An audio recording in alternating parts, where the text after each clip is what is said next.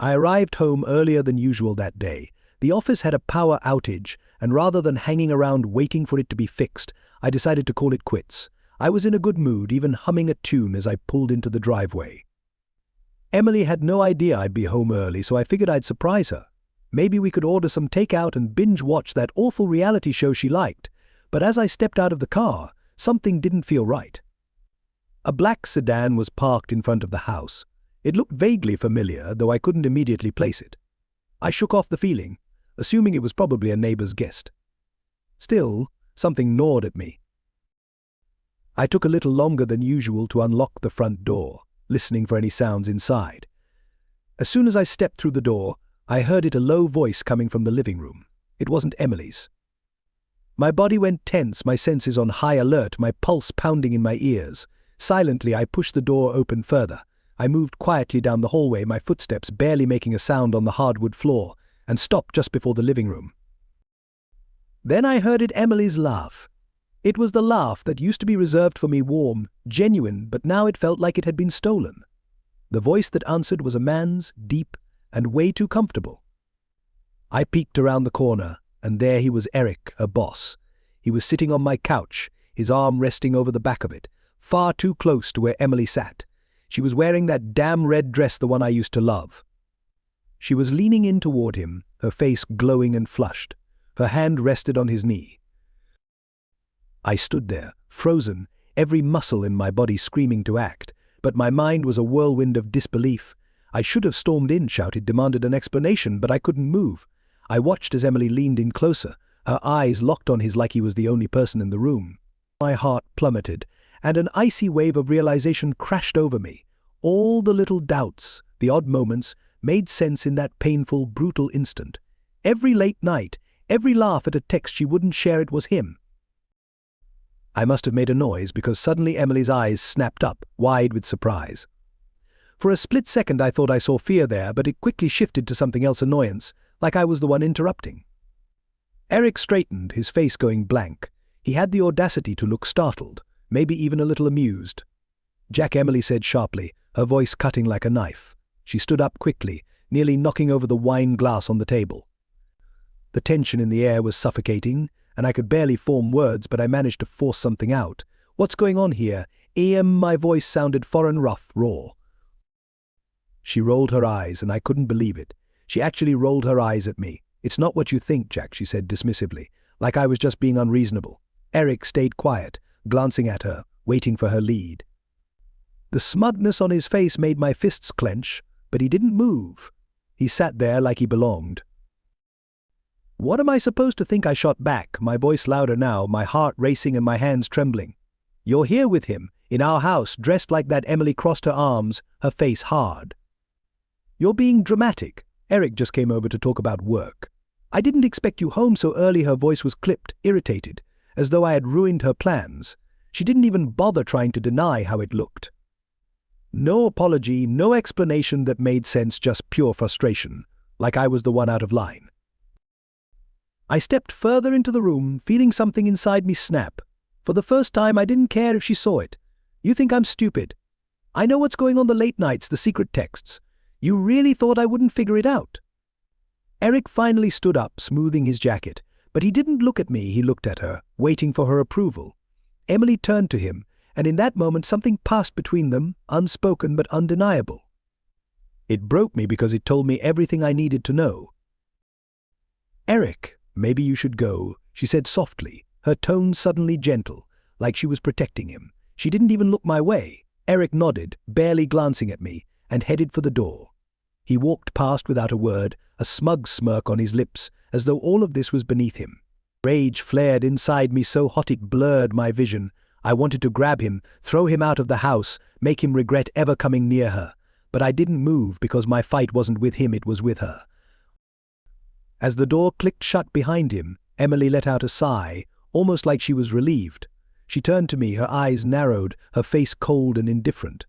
"Jack, you're overreacting.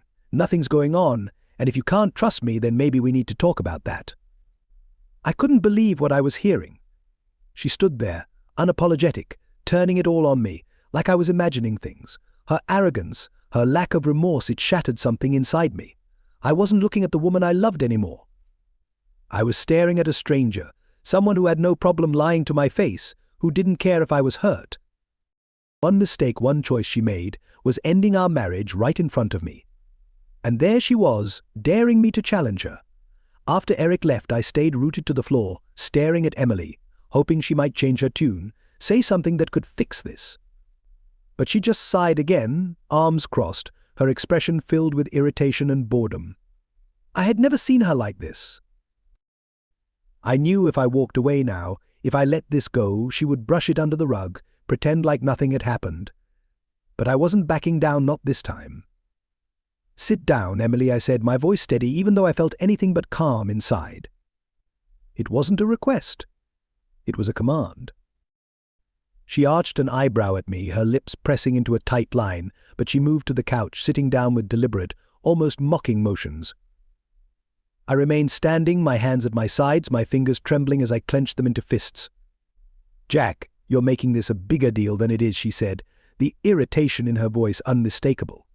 "Eric was just here to talk about work, and you're acting like you caught me in bed with someone. This is absurd." I ignored the sting of her words.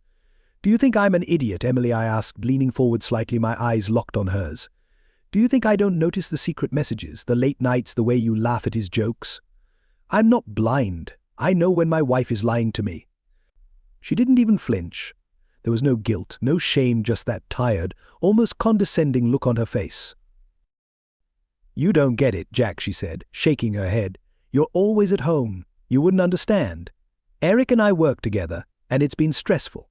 Sometimes we just need to let off steam. It's not what you think." I stared at her, letting her words sink in. The way she said, "You wouldn't understand," made me feel small, like she thought my job wasn't as important, my stress didn't matter. Something inside me snapped, and I didn't hold back. "Cut the crap, Emily," I shouted, my voice louder than I intended. I saw her flinch, if only slightly. "Letting off steam. You think I haven't noticed you leaving the house glued to your phone, hiding your messages, dressing like you're going on a date instead of working? You've been lying to me for months, haven't you?" She stayed quiet for a moment, and I thought maybe, just maybe, I'd finally see some regret. But instead she looked up at me with a cold, detached stare. "You really want to know, Jack?" "Fine." She leaned back into the couch, her eyes narrowing. "Eric has been there for me in ways you haven't. He listens, he cares. We're just friends, but he understands me. You, on the other hand, are stuck in your routines, stuck in your expectations. You don't get me anymore." Her words were like daggers, each one twisting deeper into me. Everything I thought was stable in my life felt like it was crumbling around me. "So that's it?" I asked, my voice breaking slightly. "You're blaming me because I'm not enough for you? Because I work hard? Because I try to keep our marriage together while you do whatever you want with your boss?" She shook her head, a smirk playing on her lips, and that smirk shattered something inside me. "You're always the victim, aren't you?" she said, her tone dripping with disdain. "Always trying so hard, always playing the good guy. But you know what, Jack? It's boring. You're suffocating me. I want more than this, more than the same dinners, the same small talk, the same life every day." I had to turn away from her because I didn't trust what I might do if I didn't. My heart pounded, my vision blurred. I walked into the kitchen, bracing myself against the counter, trying to steady my breathing, trying to think. Her words played on a loop in my head, each one harsher than the last. The woman I thought I knew, the one I loved, the one who promised forever, was gone, replaced by someone who saw me as a burden. I heard her stand, her heels clicking against the floor as she approached. Her voice was as cold as ever. "I think we need a break, Jack. I need space. You clearly need time to get over whatever you think is happening here." I turned to face her, and there it was again, no apology, no regret, just a demand for space, as if this was my fault, as if she hadn't destroyed everything. The anger I'd been holding back finally exploded. "You want space, Emily," I snapped, stepping toward her. "Fine, you can have all the space you want. But don't think for a second that I'm going to let you paint me as the bad guy here. You brought him into our home. You lied to me. You disrespected me in our own house. And now you expect me to just step aside." She blinked, her expression faltering for the first time, and I saw something flicker, fear, maybe surprise. "Jack, calm down," she said, her voice lower, more cautious now. But I wasn't calming down, not this time. "No, you don't get to do that. You don't get to treat me like a fool and then tell me to calm down. You made your choice, Emily, and now I'm making mine for the first time." That night, I saw her hesitate, her confidence starting to waver. "What's that supposed to mean?" she asked, her voice barely a whisper. "It means I'm done," I said, the words final, though they scared me. "I'm not going to live like this, wondering every night if you're lying to me. I deserve better. I don't even know who you are anymore, and maybe I never did, but I'm done pretending this is something we can fix." She opened her mouth, then closed it again, her eyes widening as she realized I was serious. I waited for her to say something, anything that might make me believe she still cared, but all she did was stand there, her face blank. Then finally she looked away. "Fine," she said, her voice clipped, emotionless. "If that's what you want, I won't stop you." I stared at her for a moment longer, hoping for a sign, anything that would make me want to fight for us, but there was nothing, only the cold indifference in her eyes. "Yeah," I whispered, barely loud enough to hear. "I guess it is?" The days that followed blurred together, like I was living in a hollow version of my life. I moved into the guest room while Emily stayed in the bedroom. We existed around each other like ghosts, barely speaking. I'd wake up, get dressed, go to work, and when I got home, she'd be gone, either working late or out for another girl's night, which I no longer believed in. I wanted to confront her again, to force her to look me in the eyes and tell me the truth, but there was a wall between us now, one she had built, and I was too tired to break down.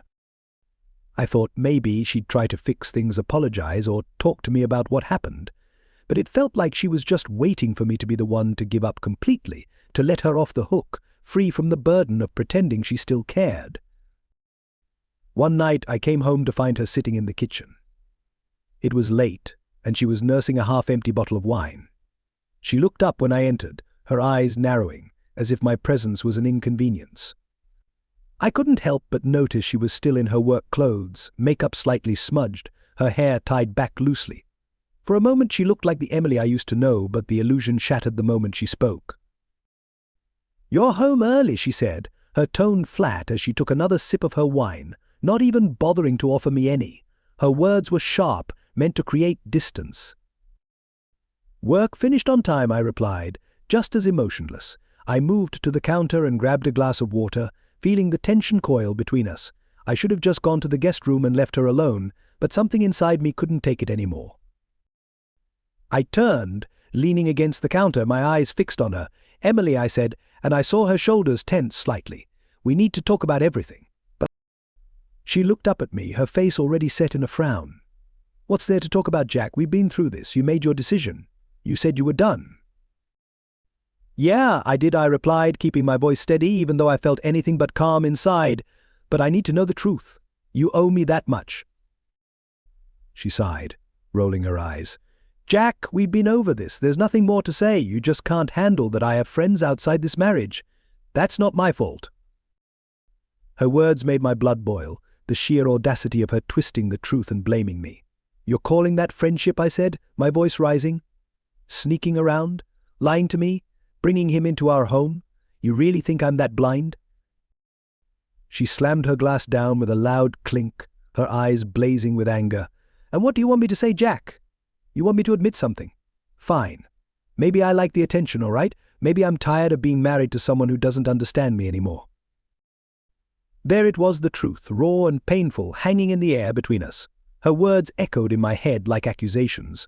I felt the ground shift beneath me like I'd been standing on thin ice, and it had finally cracked open. "I gave you everything, Emily," I said, my voice low as I struggled to keep my emotions in check. "I gave you all of me. I've been here every day trying to make this work, and you just threw it all away. For what? To feel special." She stood up, pushing her chair back with such force that it scraped across the floor. Her hands were trembling, and her eyes were wet, but there was no softness in her expression, only anger. "You don't get it, Jack. You never did. I don't want this boring, predictable life. I want more than just sitting around waiting for something to change that never does." "More," I repeated the word, the bitterness thick on my tongue. "You want more than a husband who loves you? More than the home we built together?" I shook my head, a hollow laugh escaping my lips. "What does more even mean, Emily? Because right now, it looks like more means throwing away everything that mattered for some guy who doesn't care about you. For a brief moment I saw her hesitate. Her lips parted as if to speak, but then her face hardened again. "You think you know everything, don't you?" she snapped, her voice cracking. "Eric cares about me in ways you don't. He listens. He doesn't judge me. He doesn't expect me to just be content with this life." I felt a coldness settle in my chest as I stepped closer, staring into her eyes. "So that's it? You want Eric, then?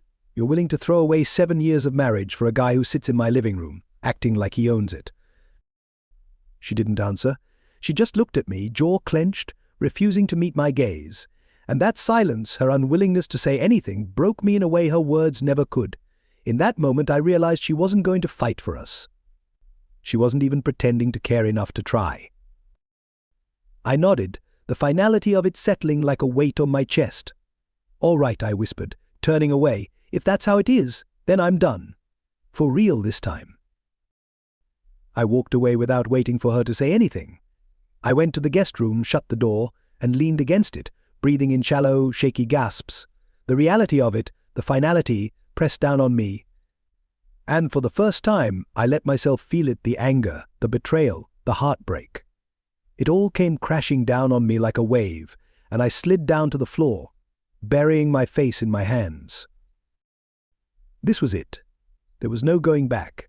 Emily had made her choice, and so had I. There was nothing left between us, nothing worth saving. And as much as it hurt, I knew I had to let go. I couldn't keep holding on to something that was already gone. I just never thought the end would come like this, so sudden, so brutal, leaving nothing but hollow truths and the ghost of what used to be. The next morning, the house felt foreign, like I was in someone else's home. The silence was thick, broken only by the occasional creak of the floorboards. I walked into the kitchen and saw Emily, already dressed, her bag slung over her shoulder, her eyes tired like she hadn't slept at all. I didn't care. I hadn't slept either, the weight of everything crushing down on me all night. She looked at me and I could see she was about to say something, some weak attempt at pretending we could still talk, but I didn't want to hear it. Before she could speak, I grabbed my car keys. "I'm leaving for a while," I said, my voice empty. She blinked, taken aback, but I turned and walked out before she could respond. I needed space, air, anything but her presence in that house. I drove without direction, gripping the steering wheel so tightly my knuckles were white.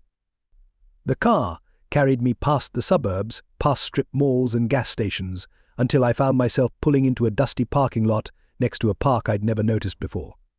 It was empty, except for a few old men walking their dogs and a young mom pushing her kid on a swing. I walked to a bench and sat down, letting the cool morning air seep into me, the numbness taking over where the raw pain had been. I pulled out my phone, staring at the screen, and for some reason I opened Facebook. I hadn't checked social media in days. It felt frivolous, disconnected from the mess my life had become. But there, at the top of my feed, was a photo posted by one of Emily's co-workers, Sarah.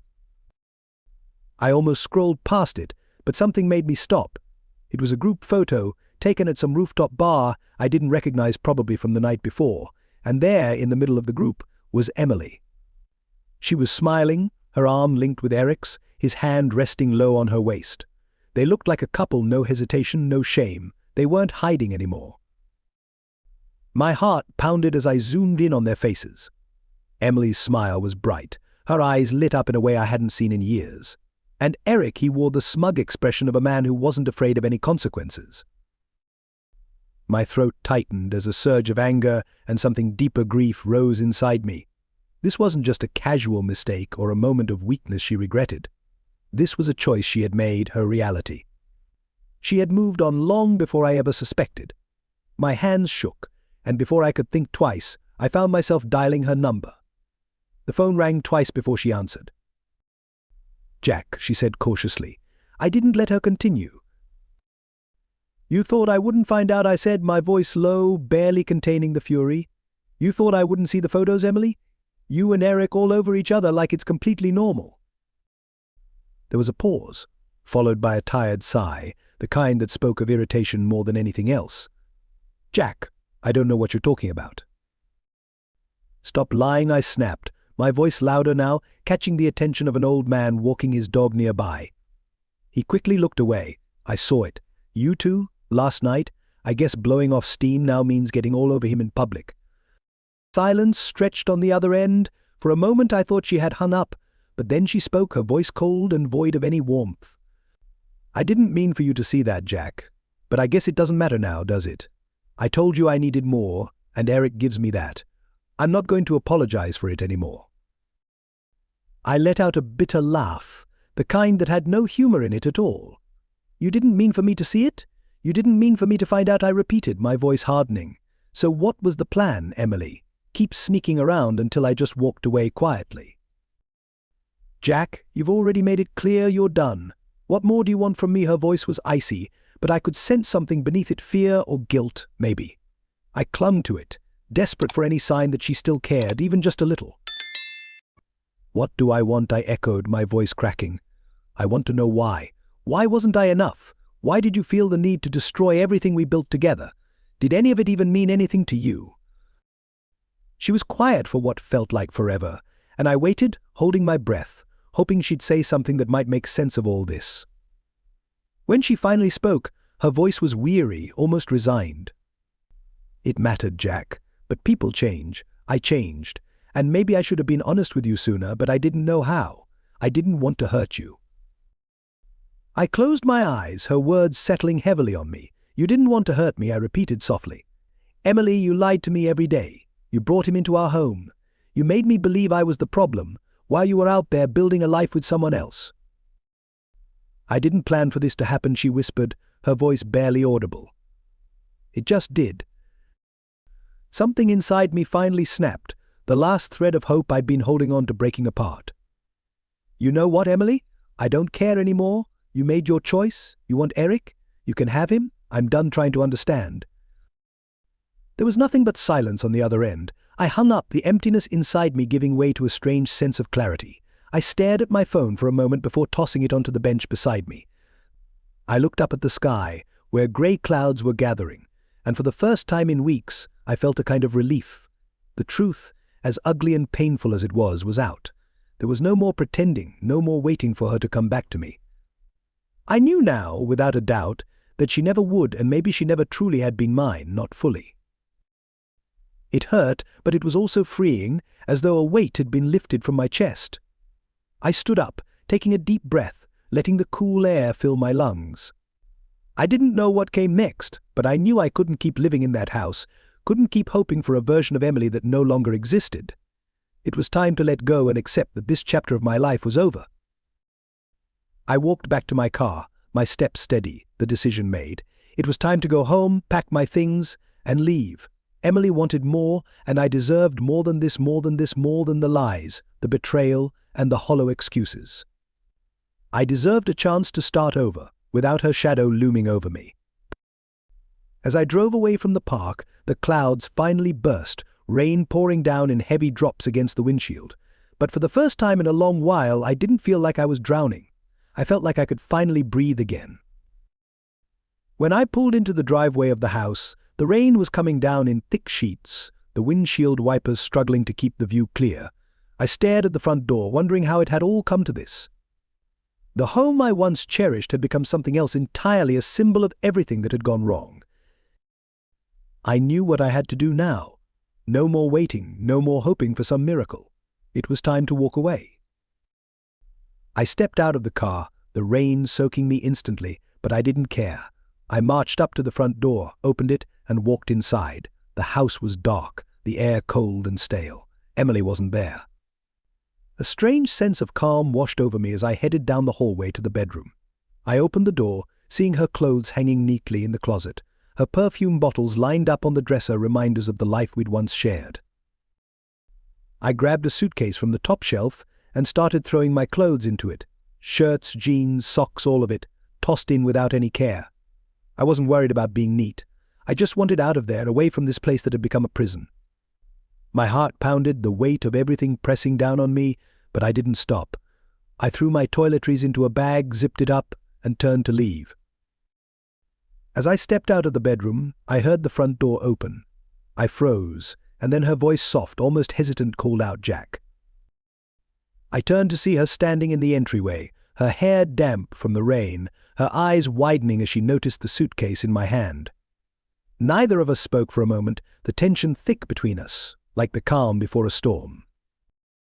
"You're really doing this?" she asked, her voice barely above a whisper. There was something in her eyes, fear, maybe regret, but I didn't trust it anymore. "Yeah, I am," I replied, my voice steady despite the turmoil inside. "There's nothing left for me here, Emily. You made sure of that." She took a step forward, her expression shifting, her eyes narrowing slightly. "So that's it?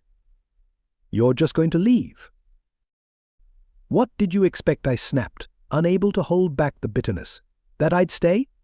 That I'd keep living here, pretending everything is fine while you run off with him? You don't get to have both, Emily. You don't get to keep me on a leash while you're with someone else." Her jaw clenched, and I saw a flicker of anger in her eyes. "I never asked you to stay, Jack. You're the one making this harder than it needs to be," she said, crossing her arms, her face hardening. "I told you I needed space, and all you've done is push and push, trying to make me feel guilty." I let out a harsh, humorless laugh. "Guilty? You should feel guilty, Emily. You lied to me, you betrayed me, and all this time you've been acting like I'm the one causing the problems. I didn't bring someone else into our marriage." She tightened her arms around her chest, her expression growing more defiant. "You think this is all my fault? You think you didn't have a hand in this? You were always so predictable, Jack, so stuck in your routines, in your version of what our life should be. You never really saw me. You never saw me. You never listened." A wave of anger surged through me, so strong it almost frightened me. "I never saw you," I repeated, my voice rising. "I was always there, Emily. I tried to be everything you needed. I tried to make you happy, and you threw it all away for a fling with your boss. Don't you dare stand there and put the blame on me for your choices." She opened her mouth as if to respond, but I didn't give her the chance. I dropped my suitcase by the front door and stepped toward her, my hands trembling. "You know what, Emily? I loved you. I gave you everything I had. Maybe that wasn't enough for you, but it was real. Now I see you're not the person I thought you were. You're selfish. You're cruel. And I can't do this anymore." For a moment, her expression softened, and I thought I saw the beginnings of tears in her eyes, but then she blinked, her face turning cold again, her chin lifting in defiance. "Maybe I am selfish," she said, her voice sharp. "But at least I know what I want, and it's not this." Her words hung in the air, heavy and final. I stared at her, feeling the last bit of hope inside me shrivel and die. There was nothing left to say, nothing that could fix what had been broken beyond repair. I turned away, grabbing my suitcase, and walked to the door. I paused, my hand resting on the doorknob, the weight of everything pressing down on me one last time. "Goodbye, Emily," I said softly, my voice barely audible. I heard her inhale, but the words I hoped for never came. I knew they wouldn't. I opened the door and stepped out into the rain, the cold air hitting me like a slap. I walked to my car, threw the suitcase into the trunk, and climbed in. My hands trembled as I gripped the steering wheel. As I drove away, the house disappeared in the rearview mirror, and a strange mix of emotions washed over me: grief, anger, and something unexpected relief. It was over. The life I thought I had, the future I imagined, all of it had been shattered by lies and betrayal. But as the miles stretched ahead of me, something else emerged, a faint glimmer of hope buried beneath the pain. I didn't know where I was going or what would come next, but I knew one thing for certain: I was free. Free from the deceit, free from the woman who had broken my heart. And as much as it hurt, there was a part of me ready to start over, to discover who I was without her. The rain hammered against the windshield as I turned on the radio, letting the music drown out the echoes of the past.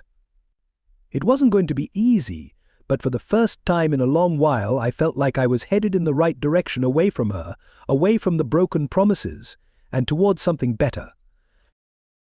I kept driving until the rain eased to a drizzle and the houses gave way to open fields. The city lights faded behind me, but my mind couldn't stop replaying everything that had happened, the cruel words Emily had thrown at me, the coldness in her eyes. I knew I needed a place to stop, to think, to figure out my next step. After a couple of hours, I pulled into a small motel. It was the kind of place where nobody asks questions and nobody cares. The room was simple, just a bed, a dresser, and an old TV that probably only got 2 channels. But it was quiet, and that was all I needed. I checked in, tossed my suitcase on the floor, and sat on the edge of the bed, staring at the wall. I pulled out my phone, a strange urge rising inside me. I scrolled through old photos, pictures of Emily and me from happier times. There we were on our last anniversary, smiling outside some fancy restaurant. There she was at the beach, laughing as her hair blew in the wind. Everything looked so perfect, like a life I could barely recognize anymore. Every memory felt tainted now, every smile twisted into something false. I shut off the screen and tossed the phone onto the bed, the weight of everything crashing down on me. A knock on the door interrupted my thoughts, making me jump. I wasn't expecting anyone. Slowly I stood up and walked toward the door, my heart beating faster. I cracked it open just enough to see who was there. "Jack," came a voice from the other side. It was Sarah, Emily's co-worker, the one from the photo. I opened the door wider, my confusion clear. She stood there, her hair damp from the rain, her expression a mix of determination and nervousness. "Sarah, what are you doing here?" I asked, my voice filled with confusion and suspicion. She stepped closer, glancing around as if making sure no one else was watching. "Can I come in?" she asked in a low, almost secretive tone. I hesitated, then stepped aside, letting her in. She walked past me quickly, her eyes darting around the room before turning back to me. "Jack, I know this is weird, me showing up like this, but I had to talk to you. You need to know the truth about what's been going on." A knot formed in my stomach at her words. "The truth?" I asked, bitterness creeping into my voice. "I think I already know the truth, Sarah. Emily made it pretty clear." She shook her head, her eyes wide. "No, Jack, you don't know everything. Emily and Eric. It's worse than you think." I felt the ground drop beneath me. "Worse? How could it possibly be worse?" I asked, trying to steady my breathing. "Just tell me, Sarah, what is it?" She bit her lip, her eyes filled with regret. "Emily and Eric have been planning this for months. He's not just some fling. He's been manipulating her, convincing her to leave you. He's been pushing her to get you out of the picture. And he wants her to move in with him. He's been talking about it at work, like it's already a done deal." A rush of blood surged to my head, my vision blurring as her words sank in. What I whispered, my voice cracking. "He's planning this? He's trying to get rid of me." Sarah nodded, her face set in a grim expression. "He's been telling everyone at work that they're going to be together, that you're just in the way. He even mentioned that once you're out of the house, he's planning to move in. I couldn't sit by and watch anymore, Jack. You deserve to know." I stumbled backward and collapsed onto the bed, my heart pounding as everything I feared, every doubt I had, was suddenly confirmed. This wasn't just an affair. It was a calculated betrayal, a plan to erase me from my own life. I looked up at Sarah, struggling to process everything. "Why are you telling me this?" I asked. "Why now?" She hesitated before sitting in the chair across from me. "Because it's not right, Jack. I've known Emily for a long time, and this isn't her. Eric is manipulative. He gets inside people's heads, making them do things they wouldn't normally do. I think Emily's confused. I think she's made a huge mistake. But you deserve to know what you're up against. You deserve the chance to fight back if that's what you want." My hands shook as the anger inside me surged to the surface, overpowering the pain and confusion. I stood up and began pacing the room, my thoughts racing. "Fight back," I repeated, the words feeling foreign in my mouth. How am I supposed to fight back against this? She's already made her choice. Sarah shook her head, watching me as I moved. "Maybe she has, but maybe she hasn't. You need to confront Eric, Jack. Show Emily who he really is and what he's been doing. She's been under his influence for so long she can't see it anymore. But if you confront him, if you expose him for who he really is, maybe she'll realize what she's giving up." I stopped pacing, turning to face her, my heart racing. "And what if she doesn't?" I asked, my voice raw. "What if she still chooses him?" Sarah's gaze softened with sympathy and resolve. "Then at least you'll know, Jack. At least you'll have done everything you could, and you'll be able to walk away knowing it wasn't your fault." Her words hit hard, sinking deep. She was right. I had let everything happen to me, let Emily and Eric dictate the course of my life. If I wanted closure, if I wanted to move on, I had to confront the man who had torn my world apart and demand answers. I took a deep breath and nodded slowly. Okay, I said, my voice steadier than before. I'll do it. I'll confront him. But I'm not doing this for Emily. I'm doing it for me to end this once and for all. Sarah stood up, a small smile of encouragement playing on her lips. That's all you can do, Jack. Just be prepared, Eric's not going to back down easily. I nodded again, my resolve hardening. I didn't care if Eric fought back. I didn't care if it ended in a shouting match or worse. I needed to do this, not to win Emily back, but to reclaim my life, my dignity.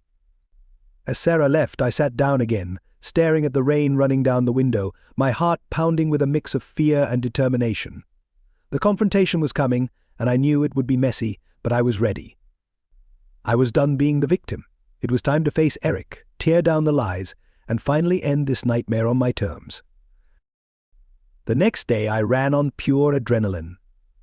I barely slept, the weight of what I was about to do keeping me awake in the dark motel room. I replayed my conversation with Sarah over and over, analyzing every word, solidifying my plan like a knot tightening inside me. I was determined to follow through. I drove back to the city, my eyes fixed on the road, as the early morning light pierced through the fog. Instead of going home, I headed straight to Eric's office. I knew his routine, knew what time he arrived, when he'd be alone. Emily had given me more information than I ever wanted about him during those endless nights of work talk. I parked across the street and waited, my hands gripping the steering wheel so tightly my knuckles turned white. Part of me considered driving away, letting it all fade into the past. But the other part, the part fueled by something raw and angry, needed this. I needed to look this man in the eye, the one who had taken everything from me, and make him understand that I wasn't going to disappear. An hour later I saw him, Eric, walking toward the office building, his suit perfectly tailored, his hair slicked back. He moved with the arrogance of a man who believed he'd already won. That was all I needed. I got out of the car, slamming the door behind me, and crossed the street, my heart racing faster with every step as I neared the confrontation I knew was long overdue. Just as he was swiping his keycard to enter the building, I called out. Eric, my voice echoed down the empty street, cutting through the early morning silence. He turned, startled, and for a brief moment I saw confusion flash across his face. Then came recognition, followed quickly by that smug look I had grown to hate. Jack, he said, his voice calm, almost amused. What are you doing here? I stepped closer, my fists clenched at my sides. We need to talk, I said, my voice tight with barely controlled anger. Right now. He glanced around, checking to see if anyone else was around to witness this confrontation, then shrugged casually. All right, he said, gesturing toward the side of the building, where a narrow alley offered privacy. Let's talk.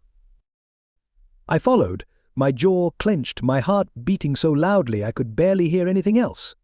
When we reached the alley, he turned to face me, his eyes cold, a smirk still tugging at the corners of his mouth. So what's this about, Jack? He asked, his voice laced with condescension. Emily, I thought you'd already moved on. I stepped even closer, my eyes boring into his. Cut the crap, Eric. I know what you've been doing. I know how you've been manipulating her, convincing her to leave me. You've been planning this for months, telling everyone at work that I'm just in the way. He didn't flinch. Instead, he chuckled softly, shaking his head. Jack, Jack, Jack, he said, his voice dropping as he took a step toward me, his eyes narrowing. You really don't get it, do you? Emily's not some puppet I'm pulling the strings on. She made her own decisions. She chose me because she wants more out of life, something you could never give her. His words were like fuel to the fire, and I felt the rage inside me finally boil over. I grabbed him by the collar, slamming him back against the wall. You think you're better than me, I hissed, my face just inches from his. You think you can just walk into my life and take everything from me? He didn't look scared, he looked amused, even with his back pressed against the wall. I didn't take anything from you, Jack, he said with a calm, mocking tone. You lost her all by yourself. You really believe she was happy with you, that she didn't want something more. Every muscle in my body screamed at me to hit him, to knock that smug expression off his face. But I held back. I wasn't going to give him the satisfaction. Instead, I let go, stepping back, my chest heaving with the effort to control my rage. You know what, Eric, I said, my voice trembling. You might think you've won, but you're nothing. You're just a coward who preys on people when they're vulnerable. Do you really think Emily's going to be happy with you? Do you think she won't realize what kind of man you really are?" For the first time, I saw a flicker in his eyes, something like doubt, maybe even fear. It was brief, but it was enough. He straightened his suit, trying to regain his composure, but I could see the crack in his arrogance. "You're done, Jack," he said, but his voice wavered. "Emily's moved on. You should do the same." I shook my head, a bitter smile tugging at my lips. "No, Eric. I'm done with you. I'm done with you. I'm done with her lies and this entire mess. But I promise you this, you'll regret this one day. You'll realize what you've taken, and it won't be worth it. Not for her, not for anyone." He didn't respond. He just glared at me, his jaw clenched in frustration. I could see the anger bubbling up inside him now, the realization that he couldn't intimidate me, couldn't just push me aside like I was nothing. I turned and walked away, leaving him standing there in the alley, his perfect suit rumpled and his composure shattered. As I made my way back to my car, my hands still trembled, but it wasn't from anger. It was from something else, a sense of closure, of release. I had faced him, looked him in the eye, and I hadn't backed down. I had reclaimed a part of myself that had been lost in all the lies and betrayal. Driving away, I didn't feel the same burning fury that had driven me there. Instead, a strange peace settled over me. I knew this wasn't the end, not completely. There was still Emily and the wreckage of our marriage to deal with. But I had taken the first step. I had stood up for myself, confronted the man who had tried to steal my life, and I had walked away with my dignity intact. As I drove through the city, the sun finally broke through the clouds, and for the first time in a long while I felt ready. Ready to face whatever came next, to rebuild, and to rediscover who I was without her, without the weight of her betrayal dragging me down.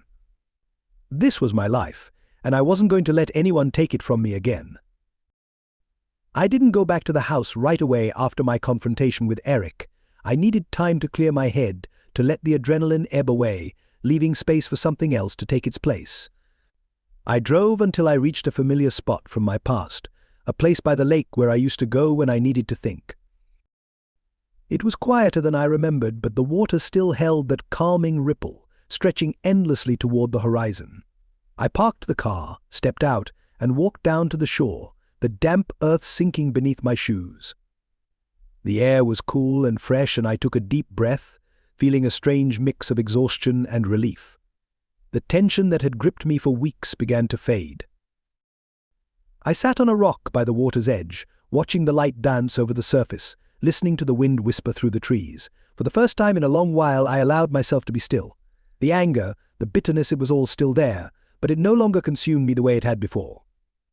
I thought about everything I had said to Eric, about the flicker of fear in his eyes when he realized he couldn't just push me aside. And then I thought about Emily, the indifference in her gaze, the way she looked at me as though everything we had shared meant nothing. I finally understood that I couldn't change her. She had made her choice, and maybe she would find happiness with Eric, or maybe she'd fall into the same cycle of dissatisfaction. Either way, it wasn't my concern anymore. I had fought for myself, not for her, not for our marriage, but for the person I had lost trying to hold together something that had been broken for a long time. The sun began to set, painting the sky a brilliant orange, and for the first time I found myself thinking about what lay ahead. For so many years my life had been wrapped around Emily, my choices shaped by her. Now there was emptiness, a blank slate. It was terrifying, but it was also exhilarating. I took out my phone and scrolled through the old pictures, pausing on a photo of me taken before I had even met Emily. I stared at the younger version of myself, his smile filled with optimism and confidence. I made a decision then. It was time to find my way back to that person, or maybe even someone better. Someone who had learned from all this and could move forward, stronger. One by one, I deleted the photos of Emily from my phone, watching each memory disappear. It felt like closing a door, shutting off a part of my heart that had been too painful to visit. I didn't need those reminders anymore, they only held me back from what was ahead. The drive back to the city felt different. Lighter. I wasn't carrying the weight of what-ifs and broken dreams anymore. I wasn't thinking about Emily and Eric or their plans or their lies. I was thinking about me, about what I wanted to do with this second chance. When I pulled into the driveway, the lights were on, and Emily's car was parked outside. A dull ache pressed against my chest, but it wasn't the sharp sting of betrayal. It was more of a quiet acceptance, a recognition that something was over. I walked inside and found her sitting in the living room, pale and red-eyed as though she had been crying. She looked up when I entered, her eyes searching my face for something, maybe forgiveness, maybe understanding. I didn't know, and I didn't care to find out. I stood there for a moment, the weight of silence between us almost tangible, before finally speaking. "I'm leaving tonight," I said, my voice steady. "I came to get my things. It's time for both of us to move on." Her lips parted, and she seemed to struggle to find words. "Jack, I don't know what to say." "There's nothing to say, Emily," I replied, shaking my head. "It's over. I don't hate you and I don't wish you harm, but I can't stay here anymore. We can't pretend there's anything left to salvage." She blinked, tears brimming in her eyes as she swallowed hard, nodding slowly. "I understand," she whispered, her voice barely audible. I didn't wait for anything more. I turned and headed down the hallway to the guest room where I'd been staying, and I began packing the rest of my belongings. It felt strange, dismantling pieces of my life and folding them into a suitcase, fully aware I wouldn't be coming back. There was a finality to it, a mix of sorrow and relief. With everything packed, I took one last look around. My eyes scanned the room, the pictures on the walls, the small details that once made this place feel like home. But it wasn't my home anymore. Staying here would only anchor me to a past that was already over. I walked back to the living room, suitcase in hand. Emily was still sitting there, her face buried in her hands. I paused, wanting to say something that might offer comfort, something to ease the pain, but I realized no words could make this easier for either of us. "Goodbye, Emily," I said softly. Without waiting for a reply, I walked out, closing the door gently behind me. The night air was crisp, and I breathed it in deeply as I stood on the porch. I walked to my car, loaded the suitcase into the trunk, and climbed inside. For a moment I sat there, gazing at our house for what I knew would be the last time. Then, with a deep breath, I started the engine and pulled away. I didn't look back. My focus was on the road ahead, the headlights cutting through the darkness, guiding me toward whatever came next. There was fear, of course, but there was also something new, hope. Hope that this ending would be the start of something better, something I could build for myself. I didn't know where I was going yet, but for the first time in a long while I didn't feel lost. I felt free. And that was enough.